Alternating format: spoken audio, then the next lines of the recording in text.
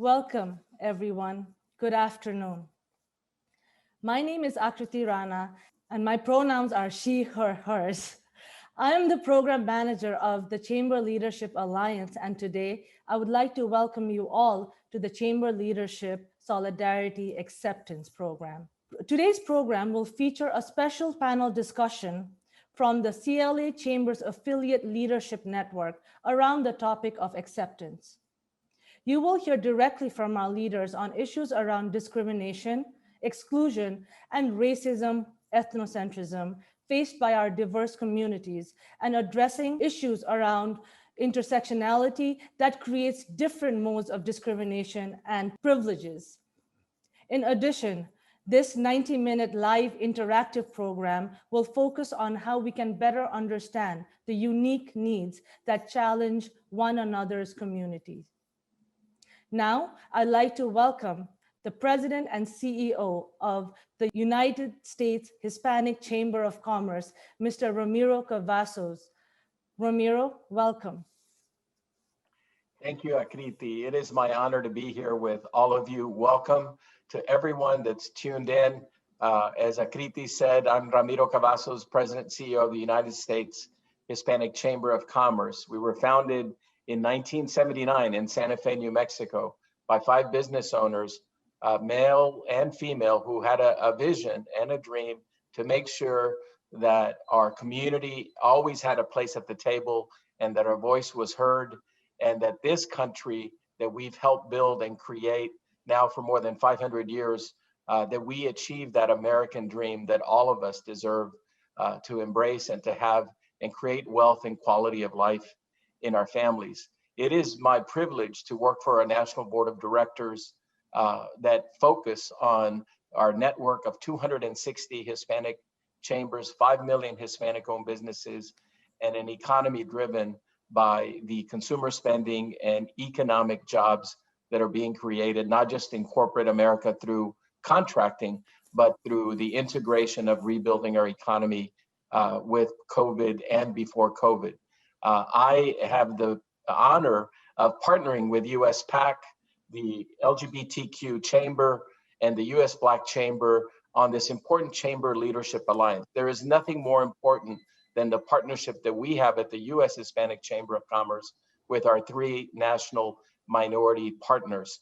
Today, our program focuses on solidarity, and we have an outstanding panel, and it's a program that also will aim at helping teach others about how evil hate crimes are and how we can use our voices to learn and to teach others the importance of solidarity, collaboration, and of course, neighborly behavior.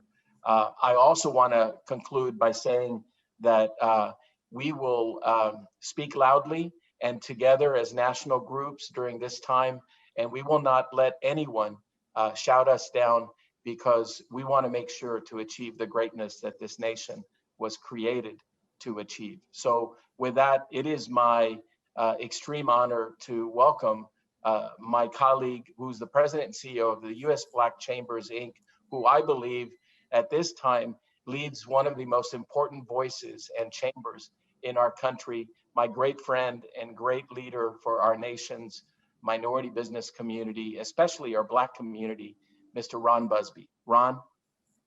Thank you so much, Ramiro. Thank you to the audience.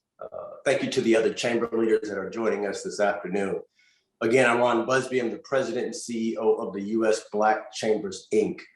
Headquartered in Washington, D.C., we represent 150 Black chambers located in 42 states, including Toronto, Canada, and 6 countries on the continent of Africa.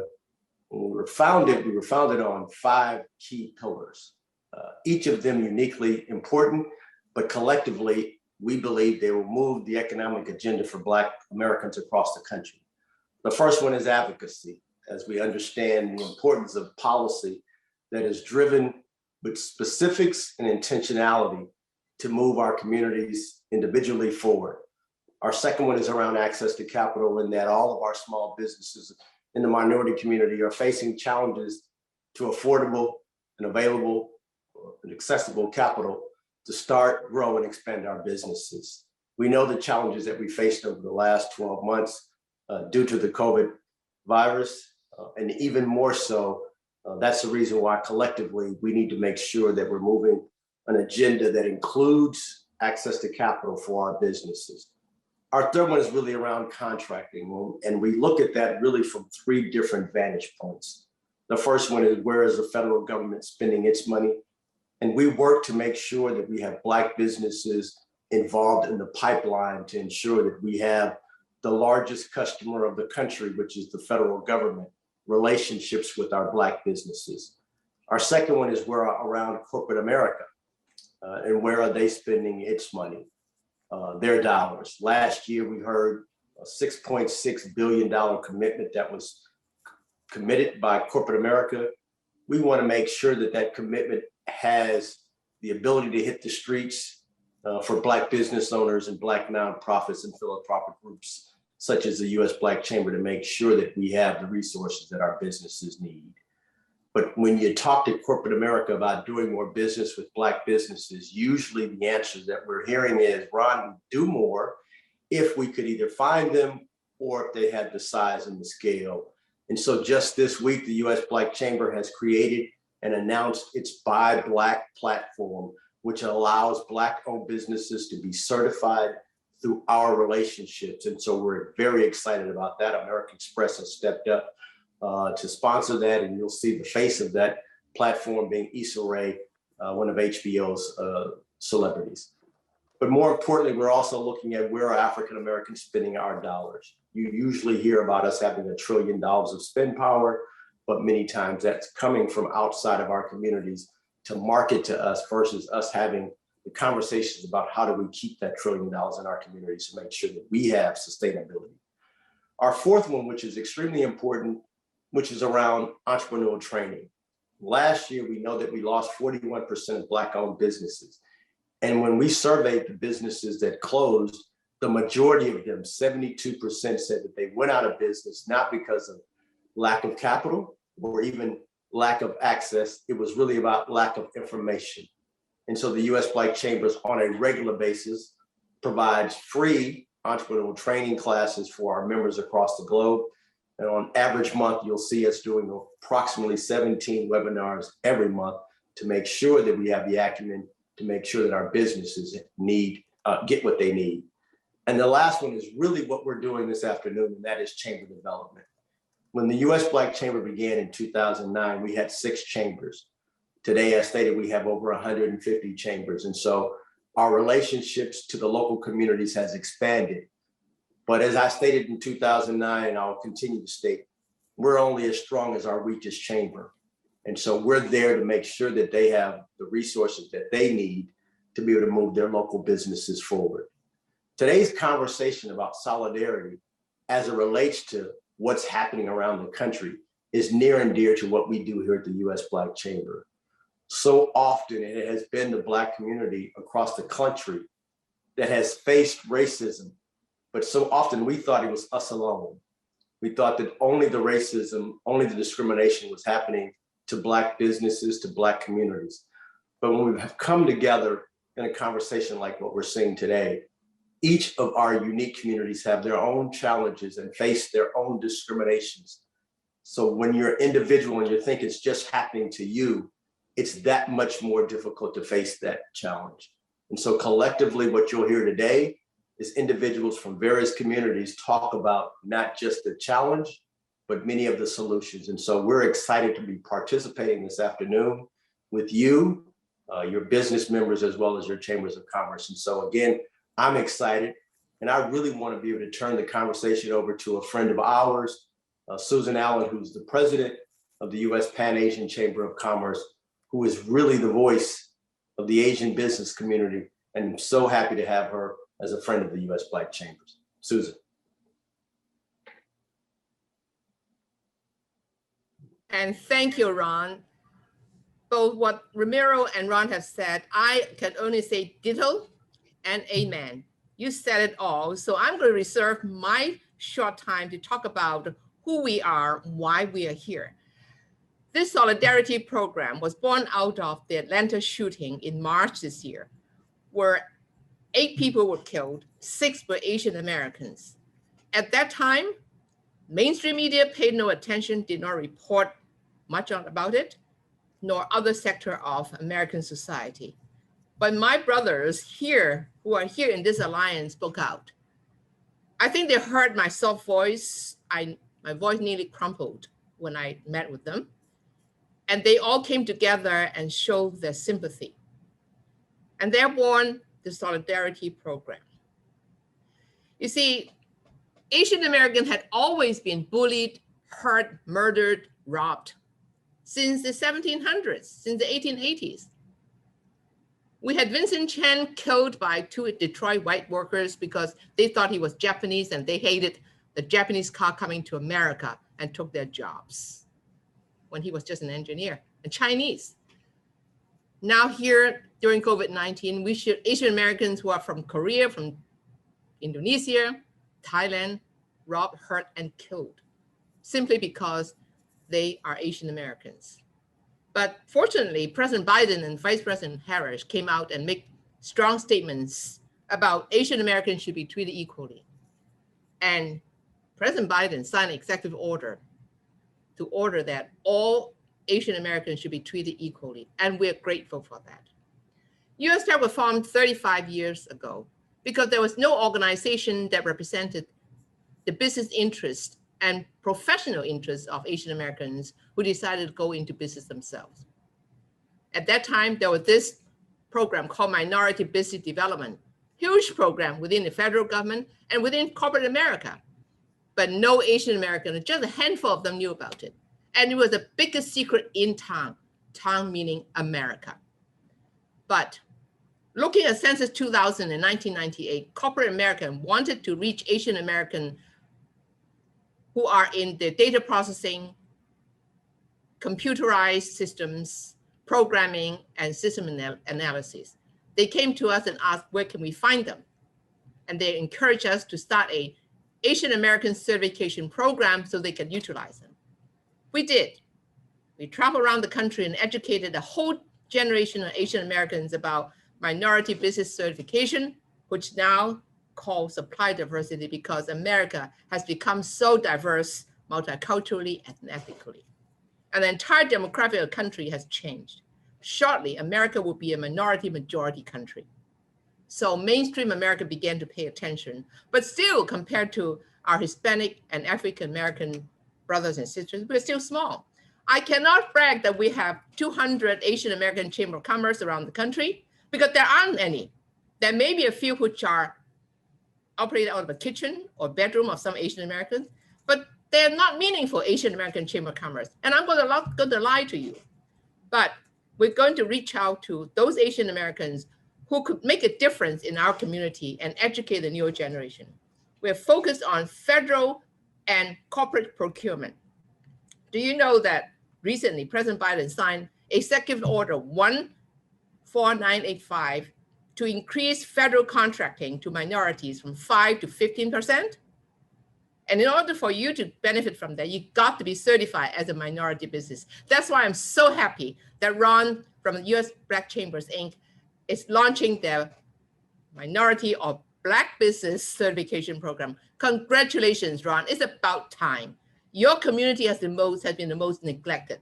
And it's time for you to take them out to the main street and join us to tell corporate America and the federal government, count us in, we're here too. Take our certification, acknowledge us, recognize us.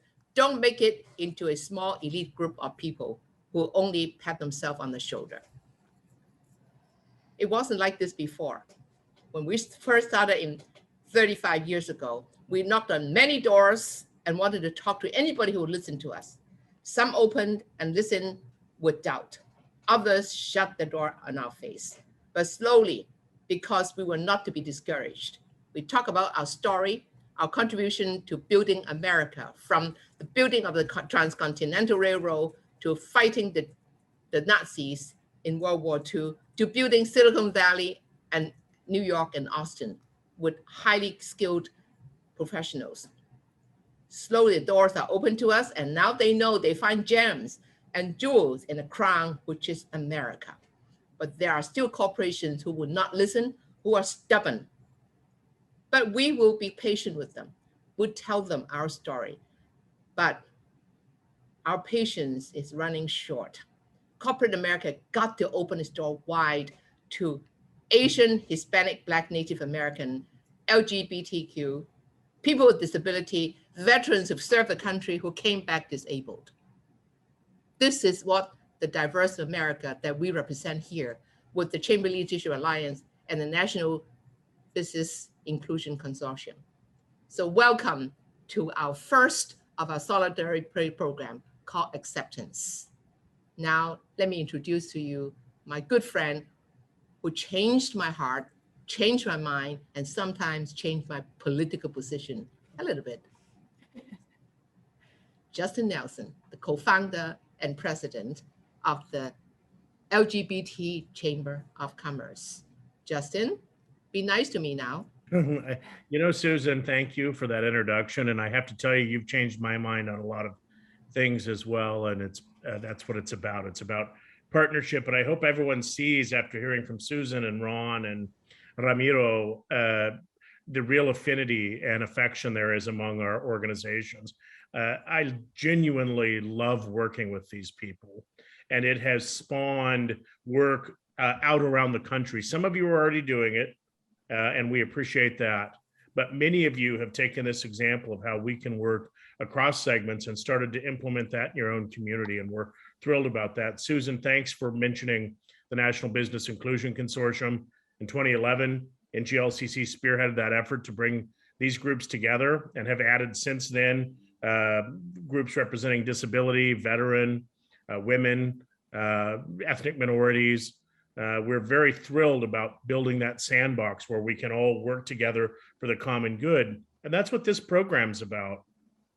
The late Senator Paul Wellstone used to say often, we all do better when we all do better. And I couldn't agree more. I also think we all hurt when one of us hurts. And we've had a lot of that over the last many years, whether it's Atlanta that Susan mentioned, whether it is George Floyd and the countless others that have died at the hands of police violence and overreach, whether it is Pulse nightclub, or whether it is the nearly 331 trans people that have been murdered last year alone, many of them trans women of color. The reality is we are all a part of one another's communities, and your issues are our issues, and our issues should be yours as well, because history has taught us, if anything else, that when one community is marginalized, rarely is another not soon to be or equally marginalized. And when we do programs like this, when we think about our advocacy efforts, when we think about creating an economic environment for all of our businesses to thrive, we really have to think about our brothers and sisters in other communities, because they are in fact a part of ours. There are LGBT Asian Americans, LGBT Hispanics, people with disabilities that also are African American. And we need to make sure that we're supporting one another, not just when it's politically expedient or when it's easy to do it because of a state's politics or a community's, but across the board. The reality is we do all do better when we do better, but we won't achieve that and everything that is possible if we don't stand in solidarity, shoulder to shoulder, and understand those unique nuances that are a part of each of our communities, and open our minds and open our hearts, as Susan mentioned. That's when we do best. And that's why we're thrilled to have brought programming over the last many years to our collective affiliate chamber network, and why we are so passionate about this grouping of programs this year. Because we need to be there for one another. We need to stand up, stand strong. And it means we'll build stronger communities, stronger businesses, and take all of our rightful place at the table, not because it's a handout, but because we deserve it. So I hope you enjoyed today's program. I hope you understand the passion that our organizations lead with, and know that we support each and every one of you out there and our colleagues representing other diverse communities. And we're thrilled to be able to bring you today's program and this entire series. So thank you very much. And it's my pleasure to turn it back to Akriti Rana. Thank you. Thank you. Thank you, Justin, for that. Before I welcome our moderator for the day, I would like to mention a few housekeeping items. This session is being recorded, and all CLA presentation and program will be uploaded in the CLA website. Please, we encourage you to share the recording and presentation with your fellow chamber leadership. I would also like to request you to kindly put yourself on mute during the program to avoid any disturbances. And lastly, please use the rename function available on Zoom to include your pronouns in your window.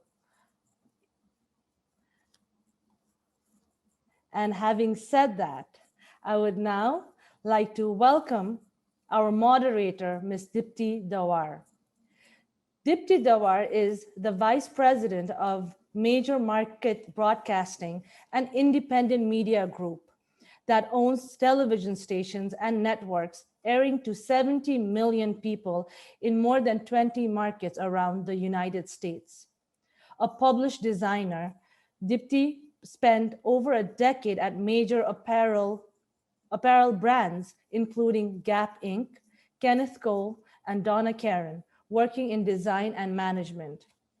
In addition to her design and branding career, she pursued her interest in technology and has consulted as a technical advisor to publicly traded television and broadband conglomerates such as New York Broadband, CMMB America, and Geodesic.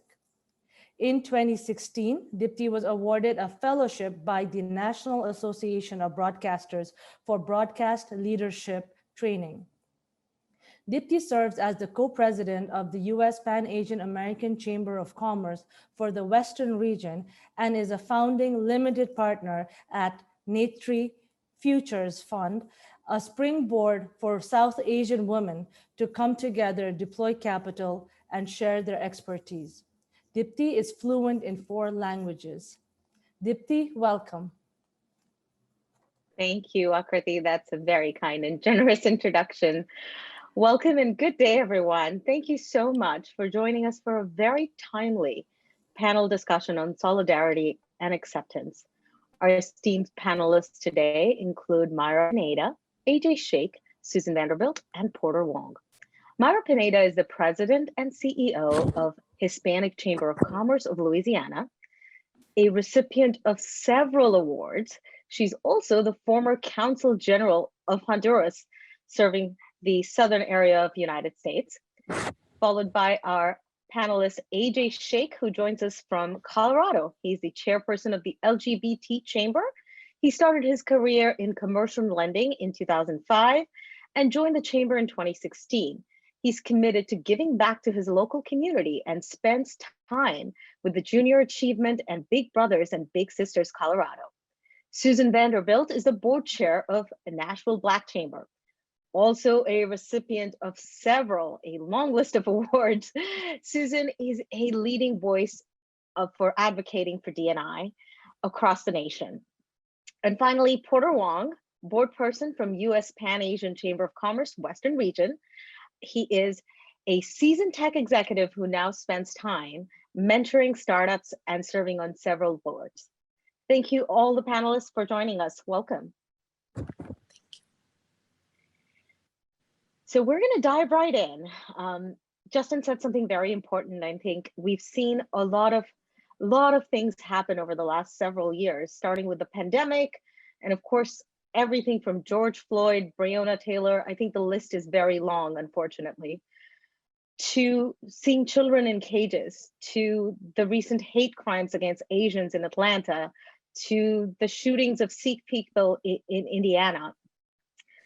We are seeing increased violence against LGBT community all over the nation. I'd like to invite all of you to answer, where do you think these events leave you, and how are your respective organizations responding to what's happening, not just in your communities, but also across the board? Let's start with you, Myra.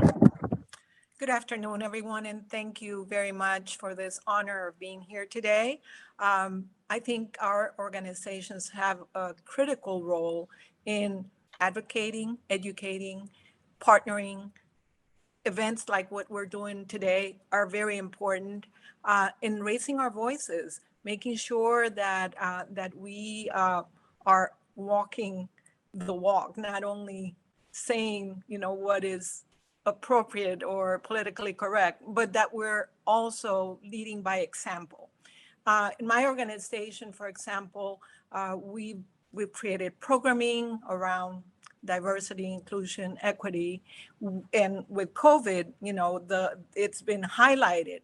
The Hispanic community has been disproportionately impacted, and this is not only because of COVID; it's because of what the systemic gaps that have been created throughout generations.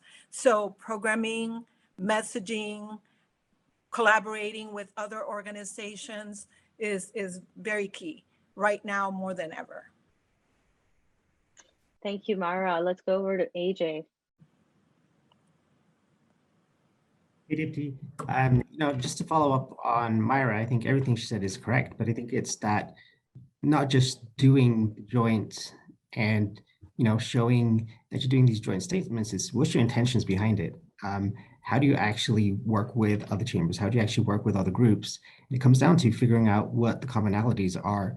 And I kind of echo on Justin's words earlier. As an LGBTQ chamber, we're everywhere. We have gays, lesbians, transgender in just about every community. So I think it really is what's your intentions of doing these programmings? Are you doing it just for the sake of doing it?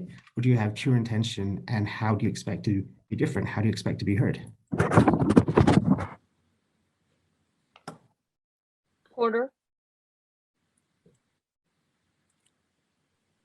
Porter Wong, are you with us? I was muted. Hello, everyone. I'm excited to be here this afternoon.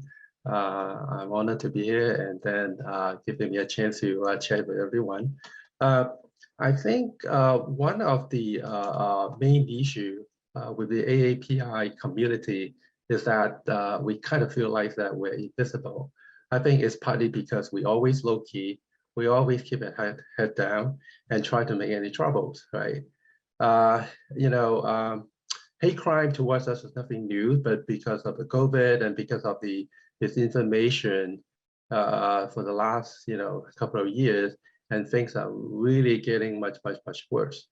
So what do? So importantly, we need to raise our voice, and then we need to recognize that our strength actually come from diversity. So we work with other communities, other nonprofits to make our voice heard. And we encourage those who experience and witness acts of hate towards API community to report the incidents to the police, because often, most of them are not reported. And we also ask law enforcement to set up foot patrol in high incidence area. And because by reporting incidents, it will help us to understand what is happening, and then also guide us and also the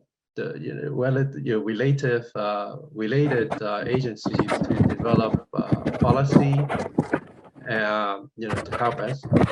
And then we actually work with other organizations to host a series of like trainings and webinars, and especially with the police and law enforcement agencies to share safety tips and what to do if encountering or witnessing hate crimes, especially for the elderly and women. If you aware of the news that most of the attack and violence on AAPI community is actually with the senior citizens who are like 70, 80 years old, or women.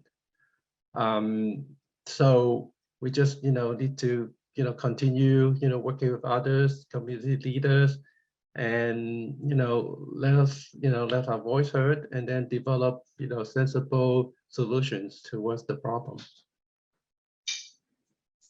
And this is exactly what I want. Why I wanted to go have Susan go right after you, because Susan, here's a a very interesting dichotomy as to what the AAPI community is facing and how they're going about it, and where our Black brothers and sisters are, and our unfortunately strained relationship with law enforcement, and how it's impacting the larger economic scale of Black chamber and Black businesses. How has your chamber responded? Most definitely. Thank you for having me.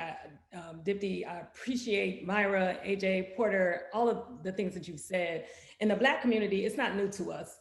The killing of George Floyd is not new to us. For many, it is resurgence of the continuum. And it's like a commonplace in the African-American community. As a mother of two Black males, it is brought home to me. It is made plain that when my husband, my sons, my brother, when they leave the house, what it's like for us to just exist every day, get up and exist every day.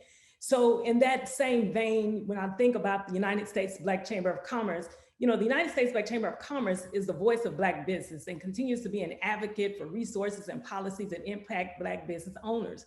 And continuing in its mission over the last several years with everything that's been going on, from police brutality to the Black Lives Matter, to what Asian Americans have been dealing with, to all of the things, to the pandemic and all of that, the USBC has sharpened its focus and encouraged the utilization of Black banks for deposits as well as a source of access to capital. The U.S. Black Chambers released its Black Print. It's a comprehensive outline of policies and priorities that support the Black business community. The USBC made a strong statement on net neutrality to ensure business owners have the access and infrastructure they need to succeed in the e-commerce market. The USBC partnered with the Coalition to Back Black Businesses. It's a multi-year initiative to support Black small business owners. The USBC demanded justice reform, voter protection, and increased federal aid for Black-owned businesses. The USBC partnered with Google to release its first of its kind Black-owned virtual badge to help consumers easily identify Black-owned businesses when using Google search and Google Maps. The USBC testified before Congress about Black-owned businesses receiving fair access to capital and financial services. The USBC offers solutions and strategies to help Black entrepreneurs grow and sustain their businesses through its annual Buy Black conference. As a matter of fact, this year's hybrid conference will be held October 13th through the 15th in Washington, D.C. And also, most recently, the USBC partnered with American Express to launch the first national certification program exclusively for Black ownership designation. The United States Black Chambers is the voice for Black businesses and will always show up and respond to affect positive change through advocacy, access to capital, leveling playing fields, training, and development. So when it comes down to it, when you think about Black people, we've been dealing with this for a long time. This is from the moment we got off the boat and stepped on this land, we've been dealing with this. But I think I can really appreciate the idea that when we all come together, it was said earlier, when we all do better, we all do better. And I'm looking forward to the opportunity for us to all do better. So if there's anything the United States Black Chamber of Commerce can do to help the rest of the chambers of commerce around this country, let's work together to continue to make that happen. As you can tell, I'm extremely passionate, especially when it comes to diversity, equity, and inclusion. So thank you so much for having me have an opportunity to share. Thank you, Susan.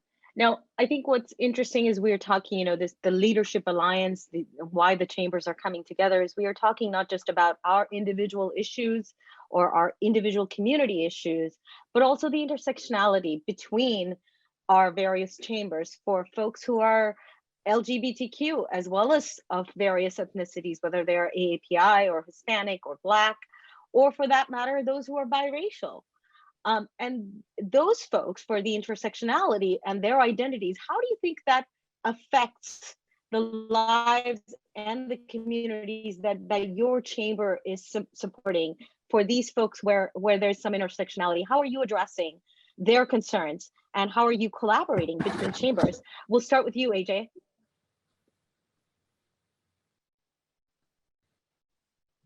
Thanks, Dipti. That's always a fun conversation to have. We're here in Colorado. We are 84% white. So finding minority businesses that are willing to step up and get certified has been a challenge. We're here, we do we reach out. We've done joint statements with other chambers asking, if you are LGBT of color business step forward, let us know you're there. Help us. By stepping forward and helping us, we can actually do a better job of representing you. So that's kind of been our big focus right now.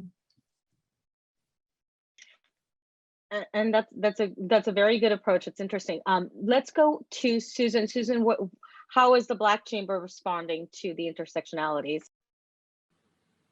This participation in this opportunity is one of those. And as those of us that were on the pre-part of getting together this morning had an opportunity to see the leaders of all of the national minority chambers really work together. And you can tell that there is a synergy between them that can be appreciated. But to be honest with you, to be of best services to the communities and allies to one another, it's important that we acknowledge and understand and own that intersectionality is multifaceted. You know, our lives and the lives of the communities we serve and are populated with various social and cultural identities, and that affect how we understand ourselves. The barriers and opportunities we have had presented to us, our abilities to respond to those barriers and opportunities, the way other people respond to us, the way we respond to one another. You know, all people have privilege and oppression.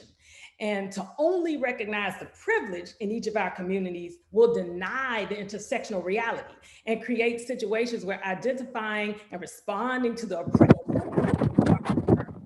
that'll all be missed. You know, as an ongoing responsibility, we need to understand our own social identity and the system of oppression and privilege that have shaped who we are.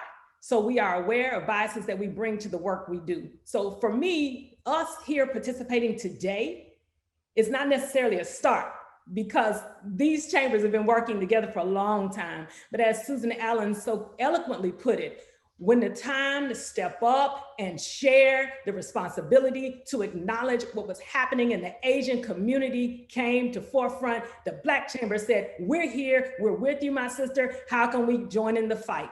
Ramiro stepped forward and he said, the Hispanic Chamber, we're here with you, we're going to step forward in this fight. The LGBTQ community stepped forward, we're here in this fight. So when you talk about intersectionality, it really does exist. It even exists in our own chambers. When you think about the fact that I may come from a more affluent family, but it doesn't neglect the idea that I'm also Black American. So where I may fit in one category, you cannot not check the box of the fact that I also experience racism on a daily basis. So you have to pay attention to that. None of us were here to begin with. You want to really talk about it? Let's talk about those Native American communities who are also left out.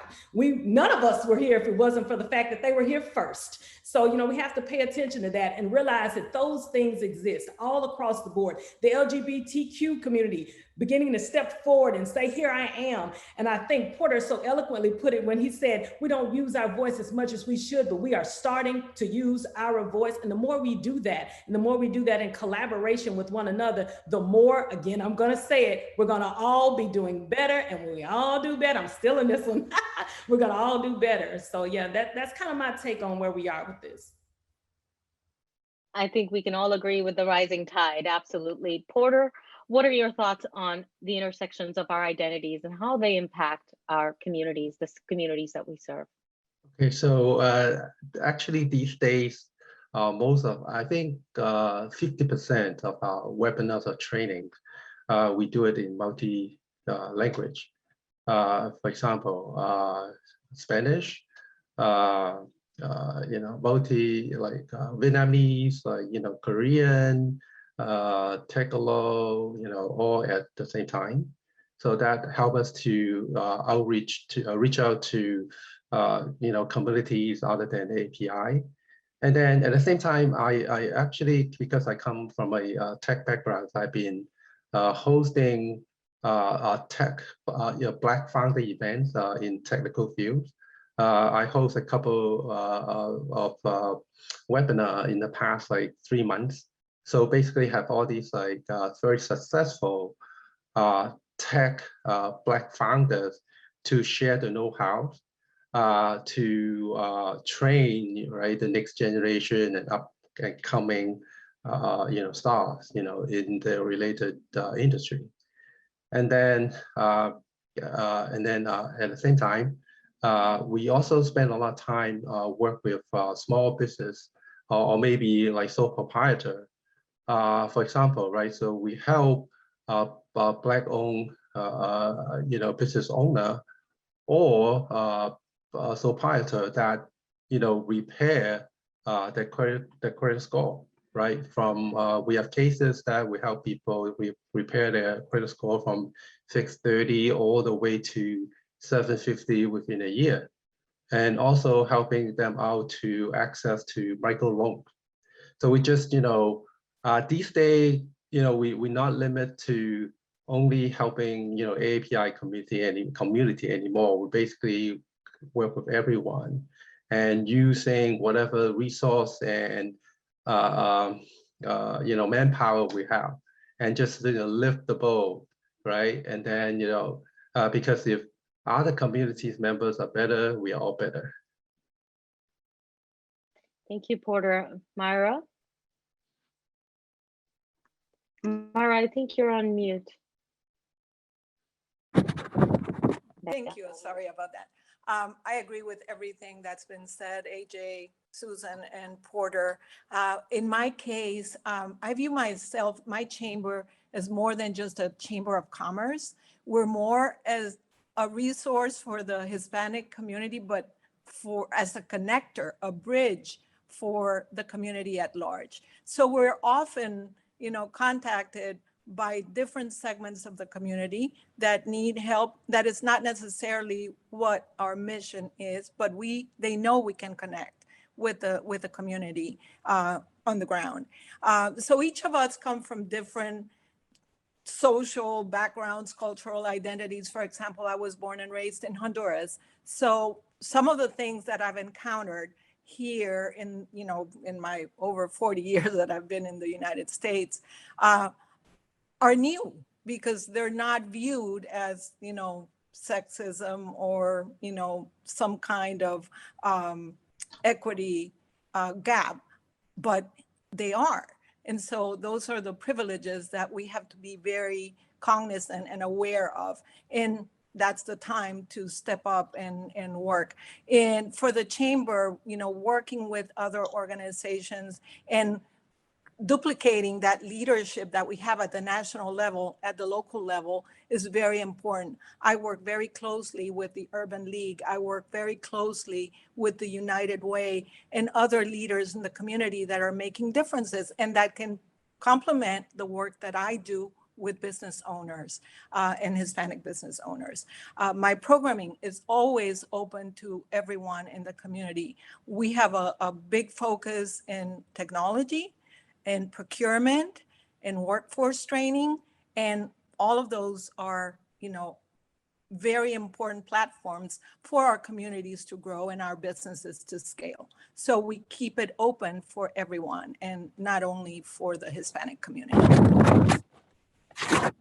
Thank you. It's interesting, 20 years ago, I think chambers of commerce, or for that matter, even just business persons, stayed away from social issues. And, to even think about having a conversation such as this would have been unthinkable, a couple of decades ago. We saw very little in terms of corporate diversity and inclusion culture. And now we're seeing major corporations that have departments dedicated towards diversity, equity, inclusion, and belonging. And, there's a lot of work that has been put in to making sure that we are here today, with thanks to folks like you who've been fighting the good fight for a long time, making some good trouble. Tell us, what do you think needs to happen? How can we build upon this momentum to keep continuing to impact our communities positively and to raise more awareness around diversity and having these open conversations around social issues? I'm going to start with you, Susan. Thank you, Dipti. This was important to me because I think it's interesting. We've been around a long time.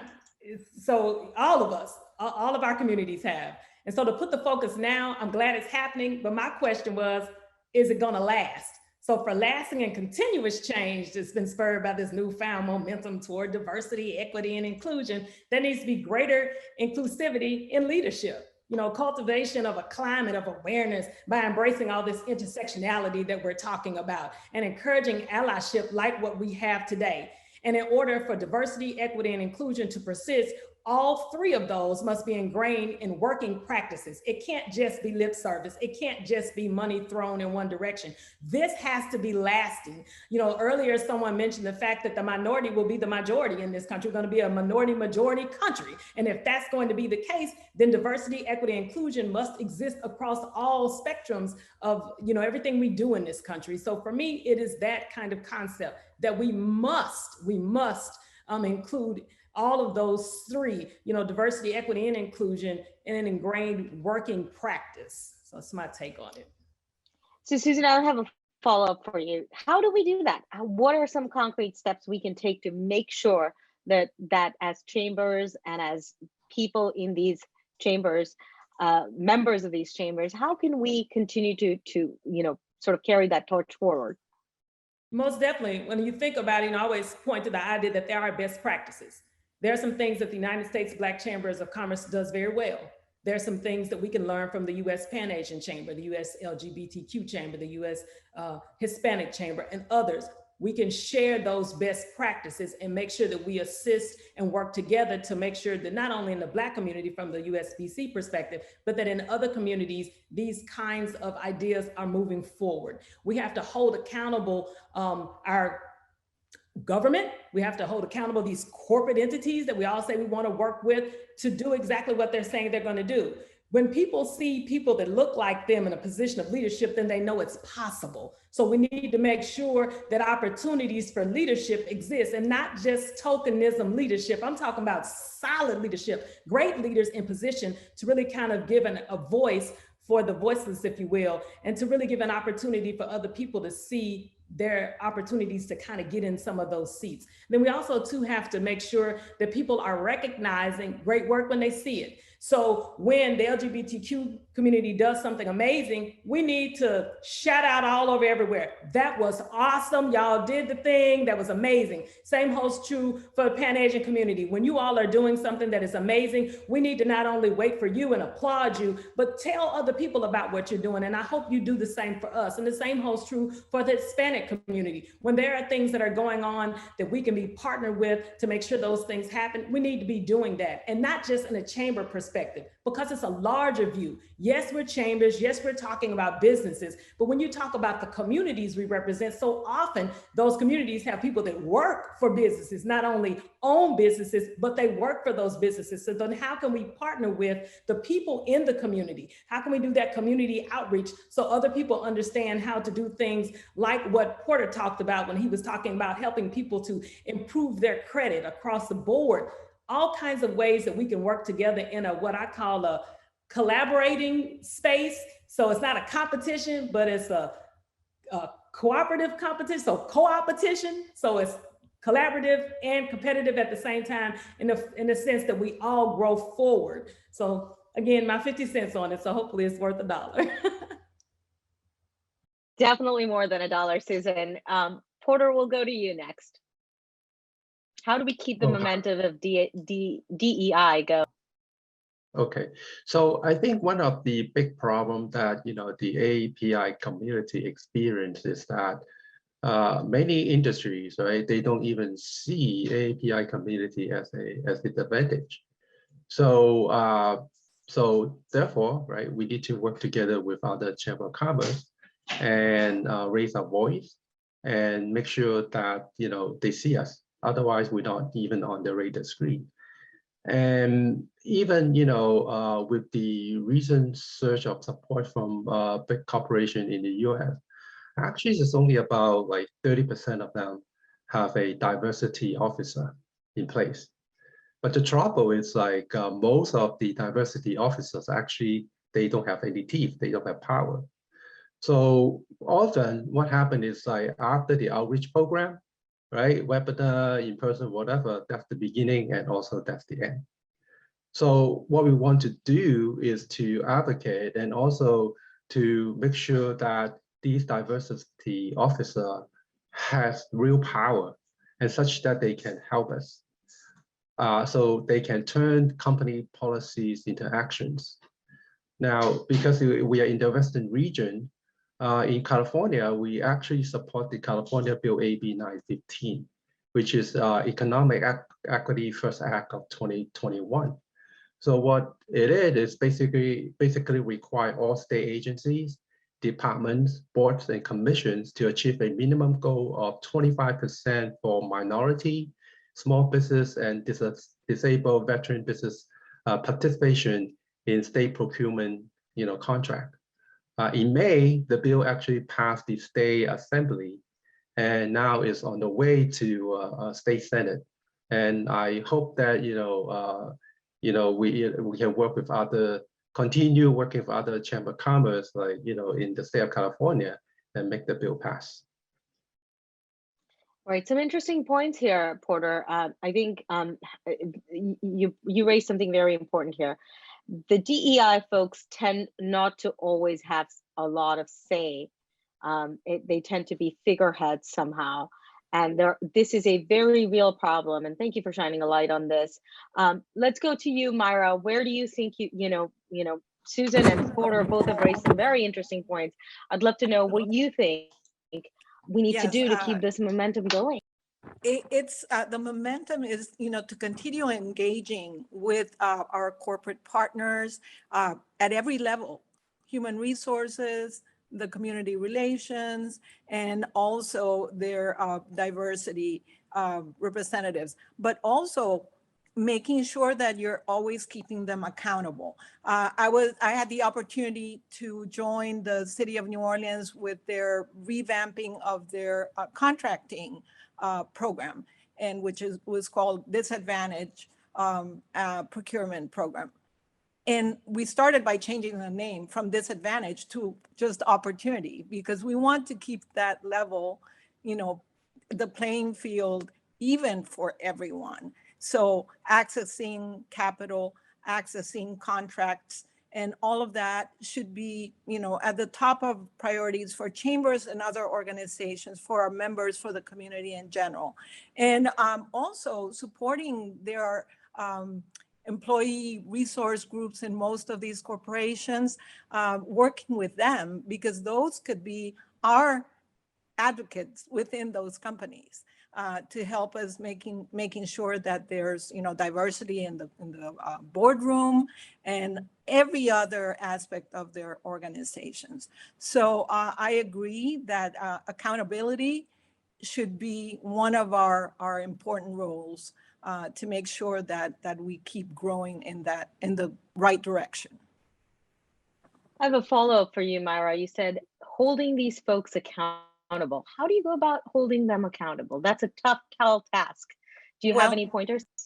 Yes, for example, with the program at the city of New Orleans, the policy existed of what percentage needed to be reported and what needed to happen, but there was no one receiving that data or penalizing for any contracts that weren't awarded, to minority businesses. So that's where it starts.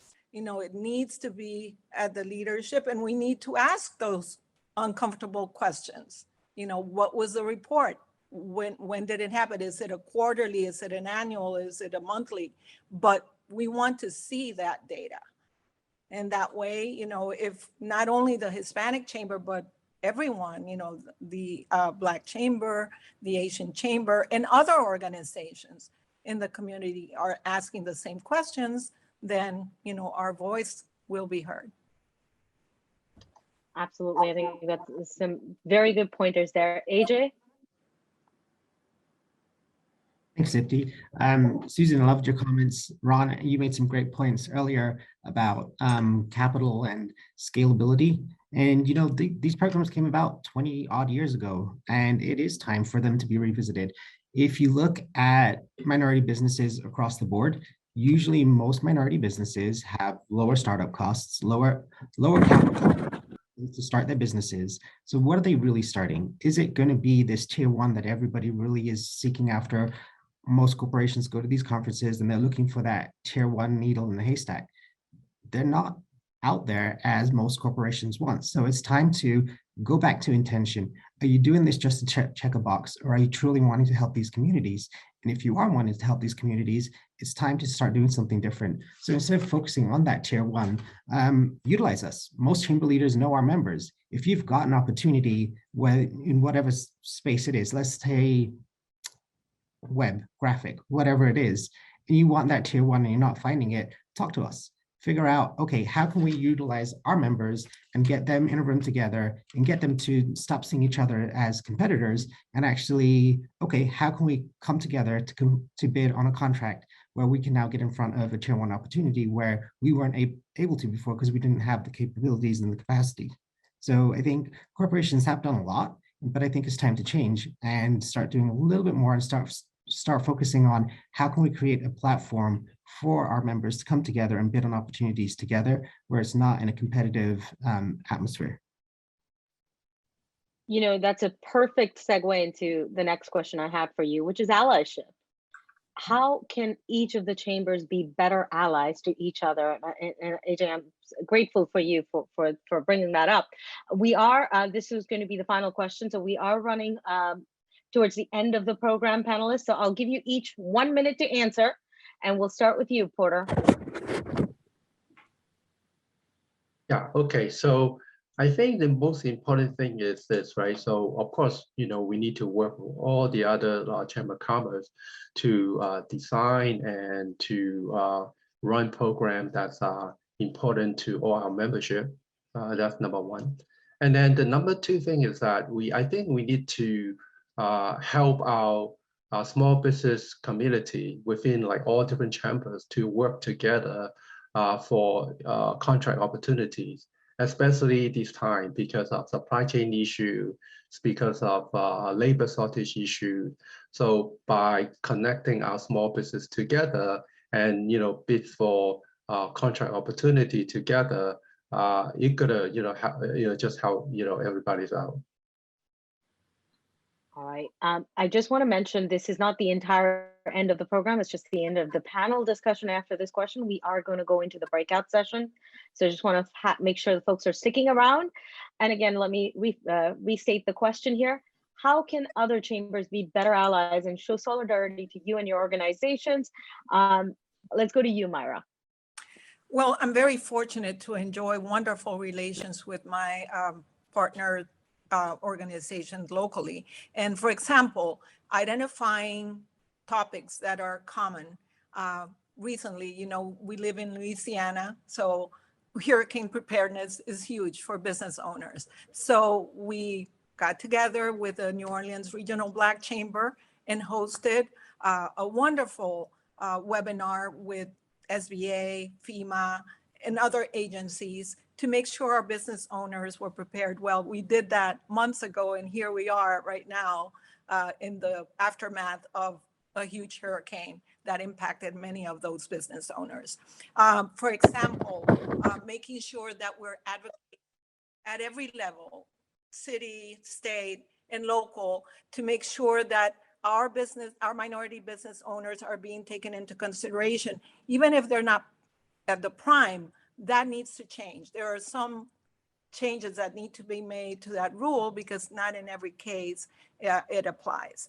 So programming, working together, advocating together, signing letters of agreement together, we're a stronger voice, and our economic development will show that. It's just good business to work together as a community. Very true, Myra. AJ, 1 minute. Thanks, Dipti. No, just to follow on from Myra, it truly is, it's the partnership within each chambers. We all have our own programming, and it's time to come together and start doing more programming that affects businesses. Like, we all have our own, how do you say it? So we're all doing the same programs, but again, the more we do work together, the stronger our voices will be. So it's time to unite the voices by programming that affects your members, programming that helps them. Absolutely, and well said. And let's go to Susan. You've got 1 minute as we wrap up the panel discussion, but we'll continue into the breakout sessions. How can we be better allies to each other? Most definitely. I'll tell all of us, there has been a $6.6 billion commitment to minority communities, but it's not on the street yet. Government programs are made that are not serving the unique needs of our communities. Most often it goes to Caucasian women. President Biden has made a commitment to increase minority participation from 5 to 15%. So now, but how are they going to go about doing that? So now we have to look at the idea of how can we work together? I think we need to continue to amplify the good that not only the USBC is doing, but that each one of our chambers is doing. We need to share that information and support all of our efforts out on the street. We need to offer our voice to each other's efforts. We need to listen and acknowledge our concerns, not only in the Black community, but in all communities. We need to be informed about the past and ongoing struggles in each of our communities. And we need to continue in these efforts to reciprocally ally and support one another as the voices for the communities that we each serve.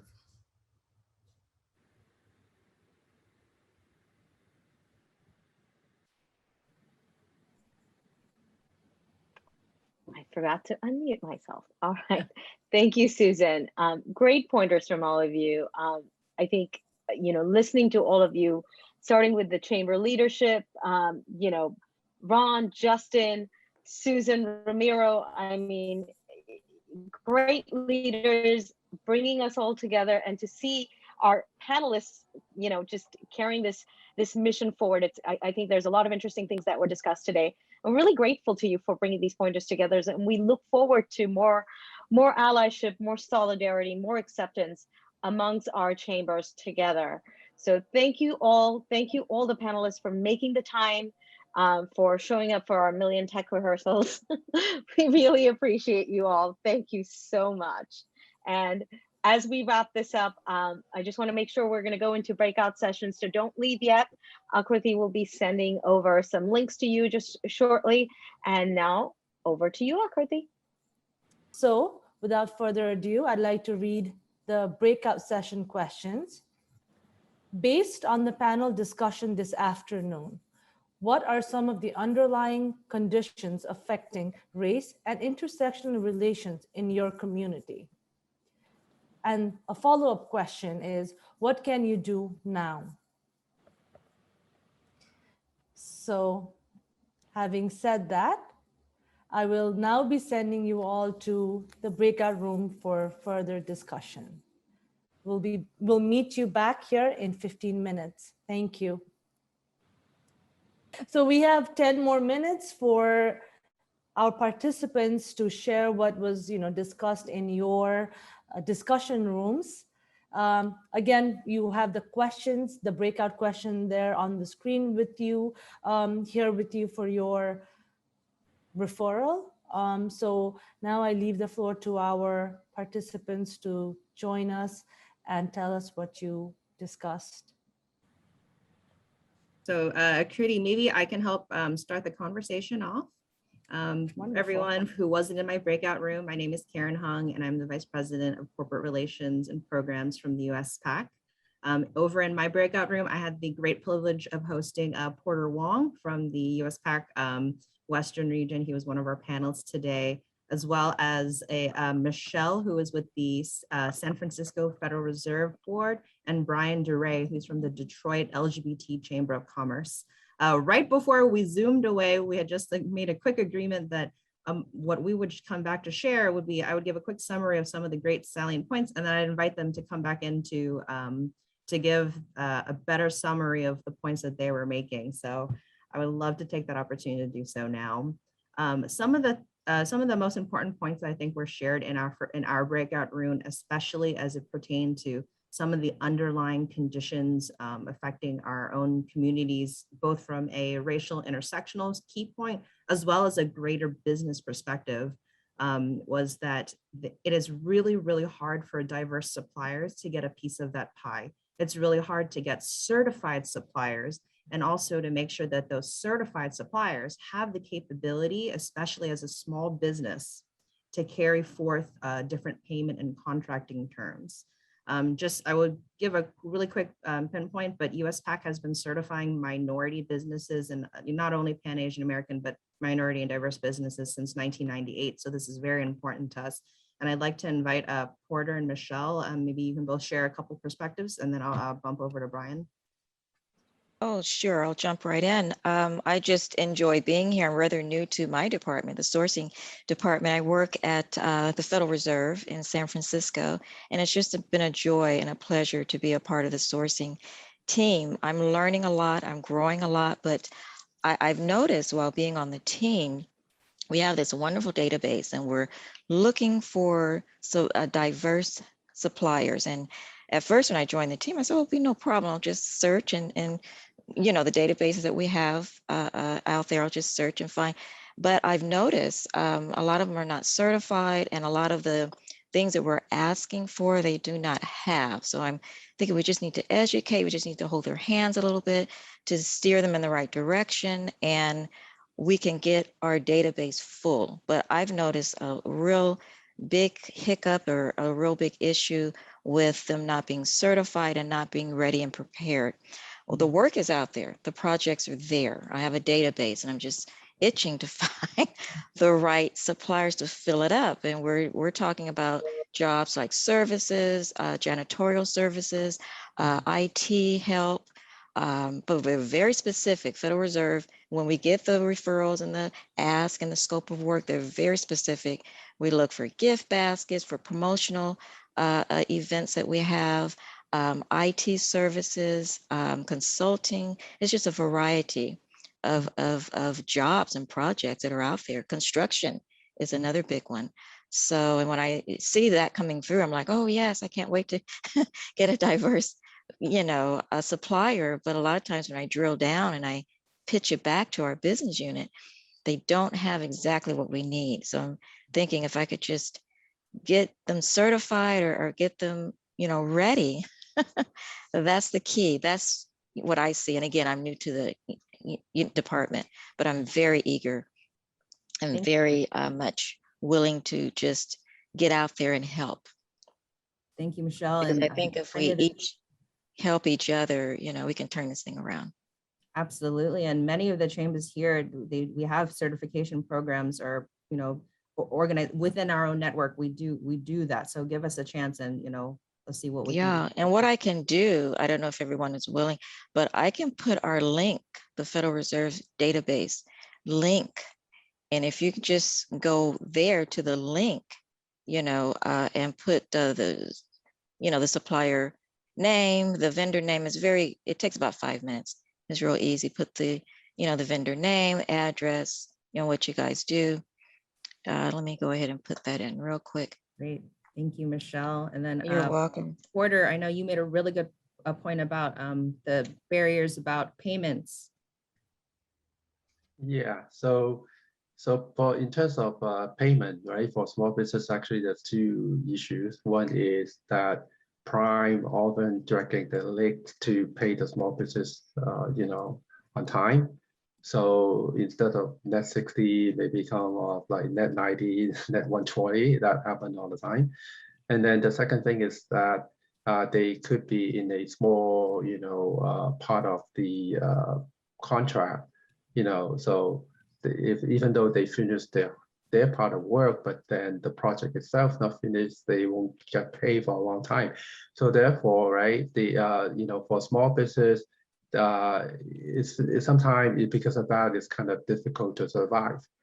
And then I also want to talk a little bit about the certification. So in fact, actually, to me, I would say actually there's like two kinds of certification, right? One certification, of course, is from the, you know, government agency, and then the other one is actually from the big corporation. So let's say a lot of these big projects, especially construction, right? Let's say they won by Skanka or some of the big guys, they actually have their own certification, right? So as a small business, right? So let's say they want a government contract. You can't just go in and then, you know, try to be part of, you know, even though you have like a certification from other government agency, but because you're not certified by them, right? So you still cannot participate. Of course, like these big corporations, they run all the, you know, a lot of these, like, you know, a lot of training program by themselves to try to train up the small business they're not certified by them. But often, right, a lot of small businesses, they don't aware, you know, these things even exist. So I think, you know, for a chamber, I think for all the Chamber of Commerce is a part of the work. Part of the work is for us to help, all these small business know like these things exist, and then help them to get all this proper certification in order to participate in those government contracts. Great, thank you, Porter. And I think that's so important for everybody here to hear, because we are all in the community of sharing our resources. And I think that's a major message from today. I know my group has taken quite a bit of space. Brian, did you want to chime in about what you do on personal? Well, quickly, I'll be really quick because you guys have basically better ideas than I do. I do my best to sort of, promote local businesses using our social media channels, such as LinkedIn, Facebook, Instagram, and again, we have a lot of businesses within the Detroit Regional Chamber of Commerce that, again, I don't feel comfortable using the word minority, but it's, just diverse. So I use the word diverse instead. And that's, that are non-Caucasian and just advertising businesses and bringing awareness to people that are in the community that have businesses. And then they also make those connections with, people that are in the big three or automotive suppliers. They can cater events, and it's the reason how I use my social media. And just using social media for good is just kind of the end all statement.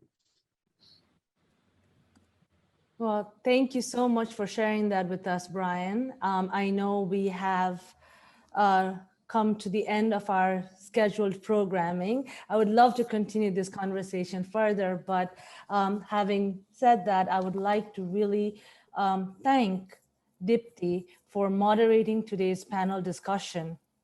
And thank you all panelists for sharing your insightful views on today's topic, solidarity and acceptance.